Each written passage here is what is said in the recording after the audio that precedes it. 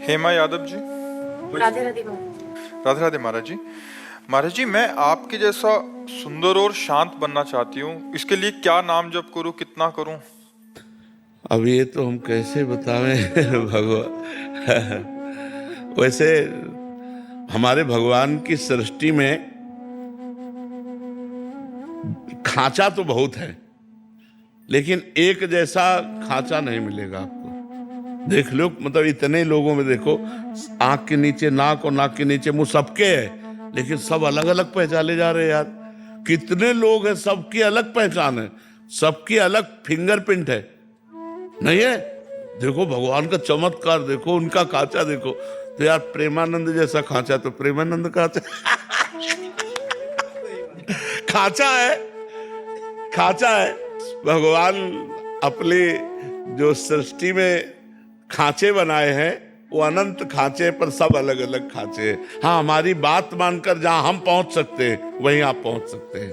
वो राधा राधा नाम जप करो, अच्छे आचरण करो, भगवान को समर्पित भोजन करो, पवित्र भाव से रहो, तो भगवान कृपा करेंगे, अपने नाम धाम लीला प्रभाव को प्रकाशित कर देंगे।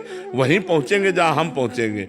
एकमात्र भगवान का आश्रय, अपबल तपबल और बाहुबल चौथो बल है दाम, सूर किशोर कृपाते सब बल हारे को हरि नाम। एकदम पूर्ण समर्पण भगवान को, वो उन्हीं की कृपा से हो। महाराज जी, आपको कभी साधन का ऐसा रहा, अहम रहा? जब हम ब्रह्मचर्य से संन्यास मार्ग में गए तो अब हम कृपा शब्द का परिचय नहीं था, साधना का ही परिचय था। जब वृंदावन की रस पद्धति में आए तब कृपा शब्द का परिचय मिला कि कृपा क्या होती है और साधना क्या होती है। कई जन्म लग जाएं लेकिन शरणागति नहीं हो सकती।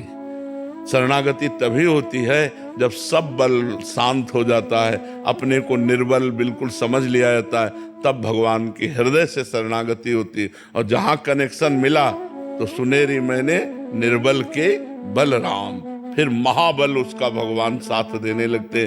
और जिसके साथी भगवान है उसका मंगल भवन अमंगल हारी, हर समय मंगल ही मंगल बना रहता है, आनंद ही आनंद बना रहता है। महाराज जी, साधन तो जिसके अंदर अहम है वो भी कर रहा है, जिसके अंदर नहीं है वो भी है, बट दोनों के आंतरिक स्थिति में क्या फर्क होगा महाराज जी? आंतरिक स्थिति में वो विकारों में फंसेगा और वो निर्विकार होता चला जाएगा, क्योंकि अहंकार में ही सारे विकार हैं, अहम में ही सारे विकार हैं।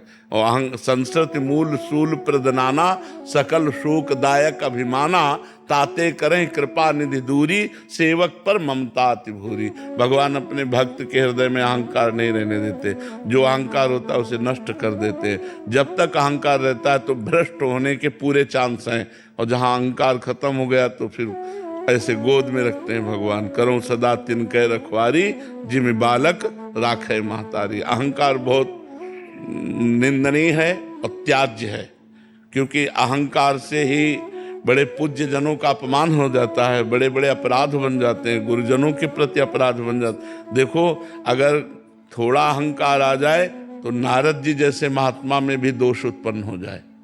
इतने बड़े महात्मा नारद जी को हम आ गया कि काम भी जई, तो भगवान शंकर पर दोष दर्शन कर लिया, हरि के पास जाकर अहंकार भरी बात की, और फिर ब्याह का चक्कर आया और हरि को भी साप दे दिया ले। कितनी बड़ी विचित्र लीला हुई कि इतने बड़े अवतारी महात्मा को भी अहंकार ने नचनी नाच नचा दिया। केवल एक बात आ गई कि काम भी जई हूं।